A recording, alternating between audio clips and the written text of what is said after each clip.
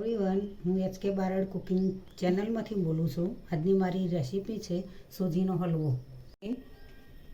Dry fruit લીધેલા છે, 50 ગ્રામ ખોળ, 100 ગ્રામ સોજી, 50 ગ્રામ જેવું ઘી, 1 કપ દૂધ.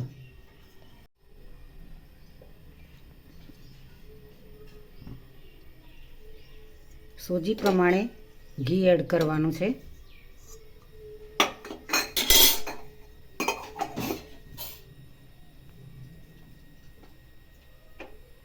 તેમાં સોજી એડ કરવાની.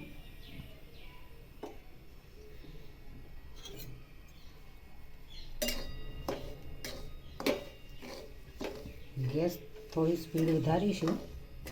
ધીમે ધીમે હલાવતા જઈએ. સોજી શેકાય છે, થોડી બરાબર શેકાવા દેવાની. પછી જ પાણી એડ કરવાનું, દૂધ પણ એડ કરવાનું.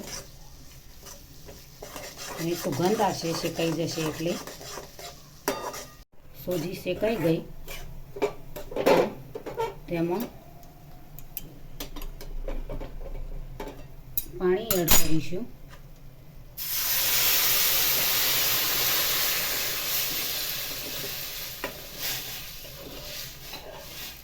પાણી એડ કર્યા પછી ખોળ એડ કરીશું.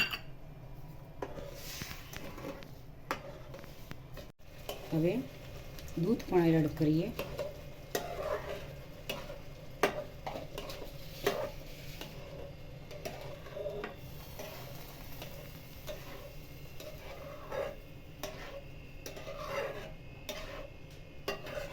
સોજીનો હલવો પ્રસાદ રૂપે પણ થતો હોય છે, ઘરે ખાવા માટે પણ થતો હોય છે.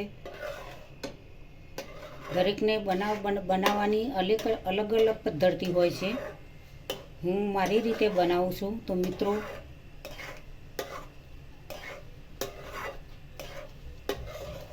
તમે જોઈ શકો છો. સોજીનો શીરો પણ કહેવાય, સોજીનો હલવો પણ કહેવાય. ધીમે ધીમે ઘી છૂટું પડી ગયું છે એટલે સમજવું કે શીરો બની ગયો છે, તૈયાર થઈ ગયો છે. હવે તેમાં ડ્રાયફ્રૂટ નાખીએ.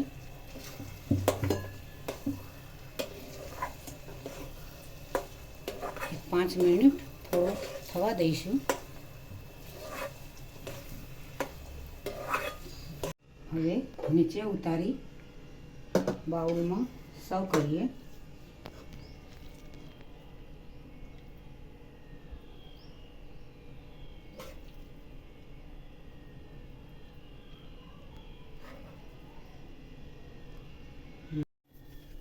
સોજીનો હલવો તૈયાર થઈ ગયો છે.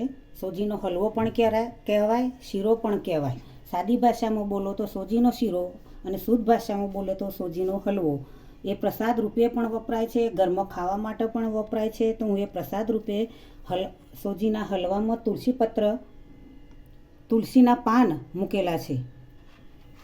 ગાર્નિશિંગ માટે તુલસીના પાન મૂકેલા છે. તો તેમાં પ્રસાદ રૂપે સમજીને હું આજે મારી રેસીપી સોજીના હલવાની બનાવી છે. તો આજ સોજીનો હલવાની રેસીપી જોઈને તમે મારી ચેનલને સબસ્ક્રાઈબ કરજો, મારા વિડીયોને લાઈક કરજો, શેર કરજો.